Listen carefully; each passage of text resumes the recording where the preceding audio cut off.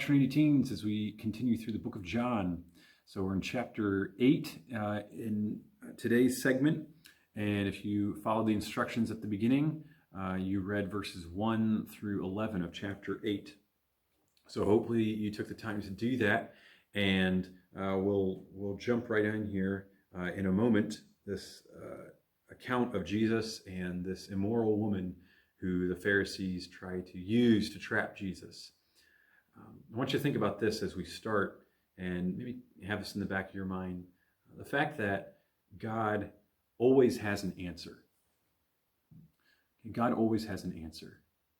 As flawed humans, sometimes we think we're pretty smart, and we think maybe we have all the answers, but we're so limited, and we're no match for God's wisdom and his knowledge.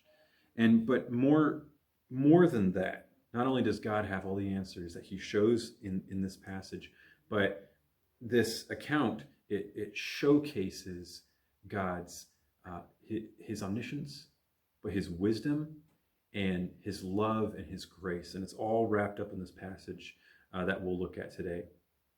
So I want you to think about this, that God's, his quiet demonstration of grace in this passage, his quiet demonstration of grace convicts the prideful, and it turns the guilty towards repentance.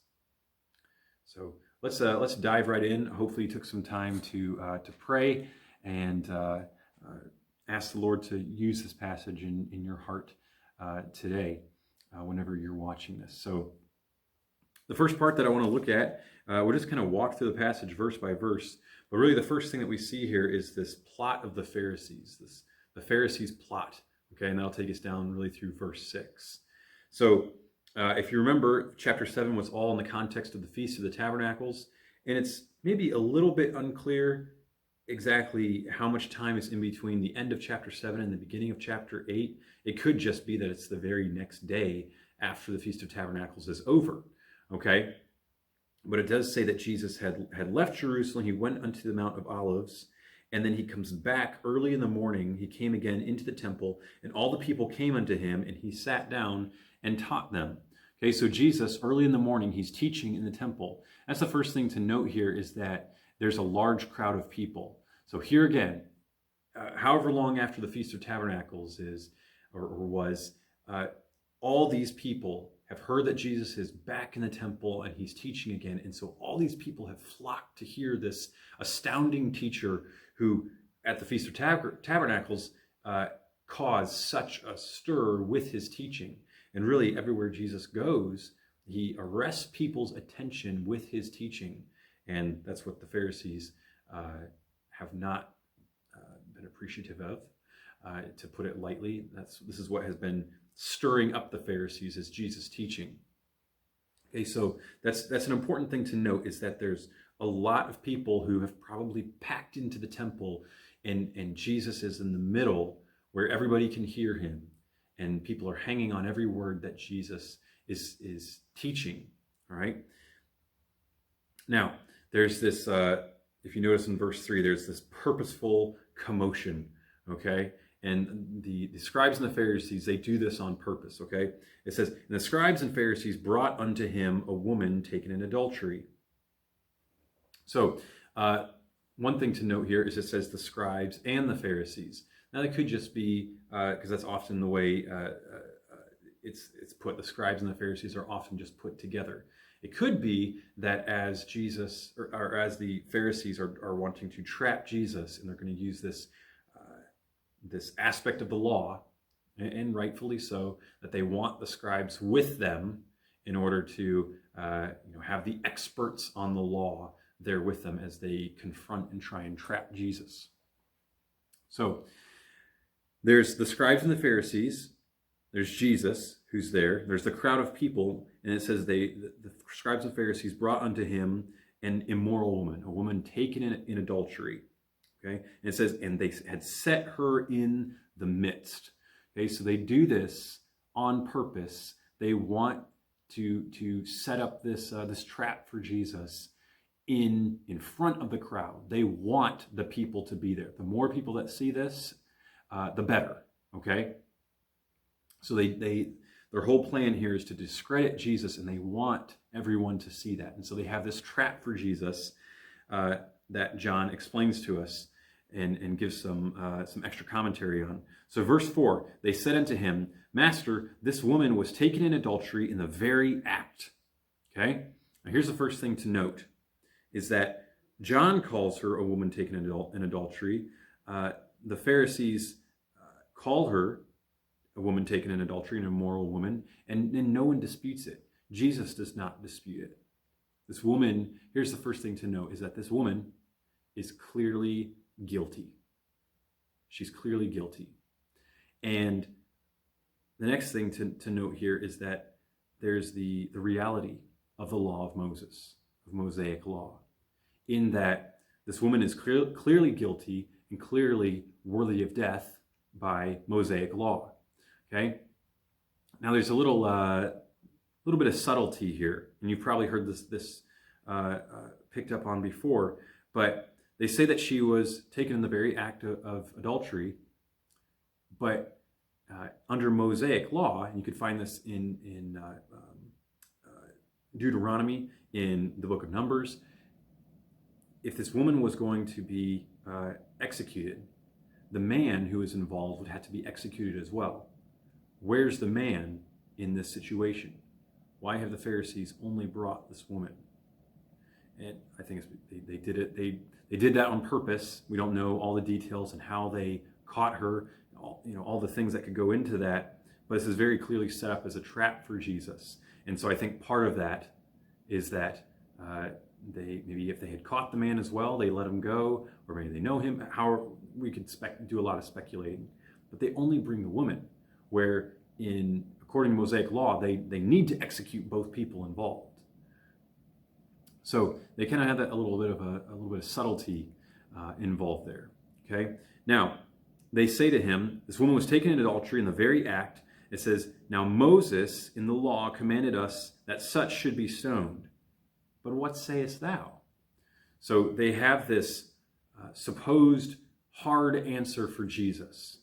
Okay, now let me ask you this. I want you to pause the video here, and I want you to spend some time thinking about this. Here's the question. What was the Pharisees' desired outcome? What was the Pharisees' desired outcome? It's interesting to analyze this, and I hope you did. It's helpful to work through that. What exactly are the Pharisees? How exactly are they trying to trap him here? Okay, what they think here is that they have the perfect rock in a hard place for Jesus. They think, okay, somehow they came up with this plot together, and they said, this is how we'll get Jesus. However he answers us, he's going to be in trouble. Okay, because really, there's what they're thinking is there's only two ways to answer this. Either you agree with us or you disagree with us. Either you agree with the law of Moses or you disagree with the law of Moses. So here's kind of the way that they are thinking it would happen, is that they say, Moses in the law commanded us that such should be stoned. But what sayest thou? If Jesus had said, we need to show her mercy, the Pharisees would then say, here you go. Here's this so-called teacher, and he is opposing the law of Moses.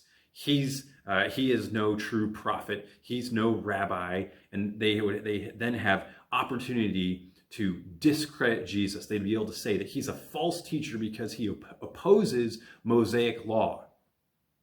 Now, but okay, the woman's clearly guilty. So what if Jesus agrees with them and says, yep, she's an immoral woman, she's caught, she needs to be executed? And you say, well, what would be wrong with that? Here's the thing. Jesus, all throughout his earthly ministry thus far, has been a friend to sinners. He's been a friend to the immoral people, to the publicans, the tax collectors, the people that are hated by the Jews, the people who are seen as the scum of the Jewish population. The people that the Pharisees would never associate themselves with, Jesus has been showing love to and reaching out to those people. So if Jesus says, yes, she's guilty, stone her, then the Pharisees can now say, well, I thought you were a friend to sinners. You were just eating. We know that you've had dinner with publicans and sinners and harlots. That's what they can say about Jesus here. So either Jesus shows mercy and contradicts Moses, or he agrees with them and he discredits himself. So this is clearly meant as a trap to Jesus, and John states that in verse 6. This they said, tempting him or testing him, that they might have to accuse him. So they think they have him in the rock, in the hard place. In all honesty, humanly speaking, this is a pretty good trap. They really have kind of come up with a good trap for Jesus. What they aren't expecting is what we talked about at the beginning. They aren't expecting God's omniscience, the fact that Jesus knows their hearts and he knows exactly what the right answer is here. They aren't expecting God's wisdom, Jesus' wisdom. They aren't expecting his love. They aren't expecting his grace. So let's look at Jesus. I called this Jesus' quiet rebuttal, because they set this in front of him. Look back at verse 6, and it says, but Jesus stooped down and with his finger wrote on the ground as though he heard them not. So he acts like he doesn't even hear them. And he's writing something on the ground, and there is so much speculation as to what was Jesus writing in the dust or in the dirt of the temple floor. What was Jesus writing on the ground? And Jesus doesn't tell us. God doesn't tell us. John does not record it for us. So it doesn't matter what Jesus was writing. I think we'll find out in eternity. Okay? But the point is, what's Jesus doing here is he's essentially ignoring them. And so think about this. There's all these people here who've been listening to Jesus teach in this big commotion, and this woman is dragged in, and maybe, there's quite the commotion, and the Pharisees are okay with that. Maybe she's screaming and yelling because she knows that death is probably coming for her. The Pharisees had been probably yelling, get out of the way, move. And they're trying to get to the middle to where Jesus is at, and they throw this woman down in front of him. And so all these people have been observing this, and the Pharisees are okay with that. But Jesus doesn't say anything. And he stoops down, and he's not even looking at the Pharisees. And so they've got to be getting a little bit uncomfortable. And I think that's why Jesus does this. He doesn't answer them, and he's essentially ignoring them. He won't give them an answer, and it's making them uncomfortable, and they're wondering what they're supposed to do next. It's supposed to be Jesus' move, and instead he's putting it back into their court. So verse 7, it says, they continued asking him. So they're saying, Rabbi, what do you think? We've got to do something here. Moses says she needs to be killed. What do you say? And finally, when they continued asking him, he lifted up himself, and he gives them just one statement. He that is without sin among you, let him first cast a stone at her. It's one very simple statement. And he doesn't explain it. He doesn't elaborate on it. He just leaves it hanging there in the air. And the Pharisees hear it. The scribes and the Pharisees. The people hear it. The woman hears it. You have to be wondering what's going through everyone's mind. So here's a couple things about Jesus' statement. Is his answer, it's not really one of their options. Because he essentially says, it's your decision. But here's what you need to think about your decision. She deserves to be executed. She's a sinner. By Mosaic law, what they've said is true. But Jesus, maybe expansion of their minds and of their mindset is this. The perfect man is the one who can begin the stoning. The person who's never sinned is the one who can begin the execution. And think about this. Who's the only perfect person in the room? It's Jesus himself. And he doesn't give them the answer that they want, one of their two options. And then it says, after he says that, verse 8, and again he stooped down and wrote on the ground. So he gives that one statement, and then going back to writing on the ground, I think it makes it obvious that that's all he's going to say. Now, here's another question for you. Based on verses 9 through 11, what effect did Jesus' words have? Pause the video and answer that question. Based on verses 9, 10, and 11, what effect did Jesus' words have? I hope you took the time to look at that. Let's kind of just break it down. The effect of Jesus' words, or the effects of his grace, we could say. One, let's look at what happens to the Pharisees. The effects of Jesus' grace, one, on the Pharisees. Verse 9, it says, and they which heard it, being convicted by their own conscience. So there's personal conviction for the Pharisees. As Jesus says that, he that is without sin among you, let him first cast a stone at her. One by one, each man is thinking about his sinfulness, which is not something that the Pharisees do often. He's thinking about his sinfulness, and no matter how small his sinfulness. And all of these men are not able to go through with the stoning, to go through with the execution. And people, we, not just the Pharisees, but we can be so quick to judge and even despise, look down on someone because of their particular sin. Maybe we don't have that same weakness or that same vice that someone else does. And so we can look down on someone because of that.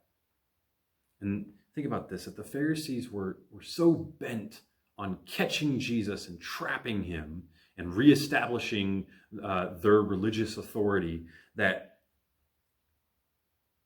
they're not keeping this woman and her state. They're not keeping that in the right context. They're not even considering. They're not considering the whole situation because they're so focused on trapping Jesus, and they've even lost sight of their own sinfulness and their own unrighteousness. It says they're convicted by their own conscience, verse 9, and so they're unable to condemn this woman.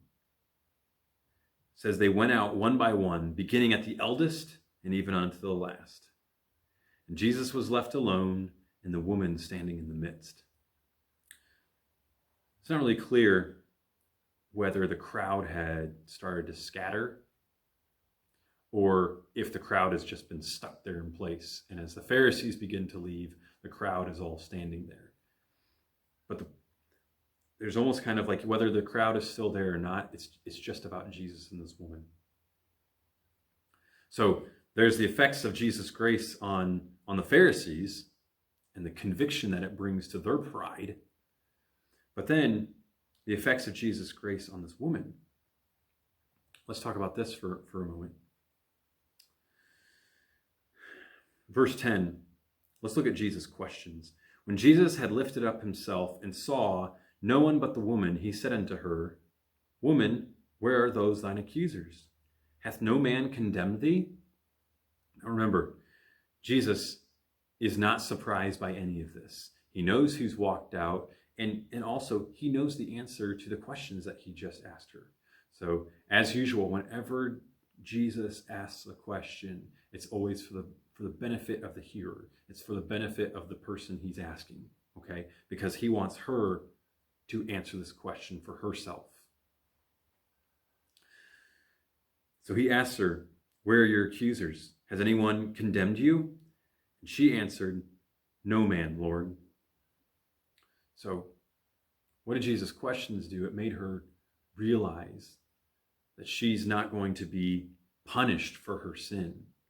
She's not going to be punished by the Pharisees, and she's also not going to be punished by this man, who maybe she is coming to realize is the Messiah. Now I want you to notice that Jesus does not just let her off the hook. He says that he doesn't condemn her. He asked, has anyone condemned you? Verse 11, she said, no man, Lord. And Jesus said unto her, neither do I condemn thee. But he wasn't just going to let her off the hook. He says, go and sin no more. Think about this. Jesus' point here, I believe, for this woman is that she has been shown grace so that she can begin to live righteously. Because remember, she is guilty. She's been caught. She deserves death according to Mosaic law. And yet, here's this man who essentially frees her from the Pharisees and then does not condemn her himself. He doesn't judge her himself. But it's not so that she can just go and keep on living how she wants to. No, she's been shown grace so that she can turn from her sin and live a righteous life. He says, go and sin no more. Some would say this as, go leave your life of sin. So Jesus, this whole scenario is just gets turned on to the Pharisees, right? And Jesus shows the Pharisees, he shows them their pride, he shows them their own guilt and sinfulness. But he shows this woman grace and the ability to live a new, different, righteous life. She has the ability to do that. And so think about this, that we are all recipients of God's grace. Not one of us is any better than any other person. No matter our sin or another person's sin, we are no better than anyone else. We are all recipients of God's grace. Not one of us is better than another. And God has offered forgiveness, salvation to every person. And that's what he offers this woman here. We don't know what happens to her. As far as I can tell, she's not mentioned again. Some people think this is Mary Magdalene. A lot of people put that forth. I'm not entirely convinced of that. So, as of now, I'm not sure what happens to this woman. But she's been given the opportunity to live righteously, to place her trust in the Messiah. I hope that's encouraging for you today, that aspect of God's grace, his forgiveness, his wisdom. Maybe it's a challenge for us as well, that we mess up all the time. We displease God all the time. But he's always there waiting to give us forgiveness. There's so much I hear that we could dig deeper on, but again, this is YouTube, and I'm trying to keep the time somewhat short and already past the 20-minute mark. So maybe you have other thoughts, other points of application to write down for yourself. I'd encourage you to take a few minutes. Whatever's coming can wait. Whatever you still have to do this evening or this morning can wait. Take some time and reflect and think on this passage maybe a little bit more. So thanks for watching. Thanks for your time, and hope you have a great day.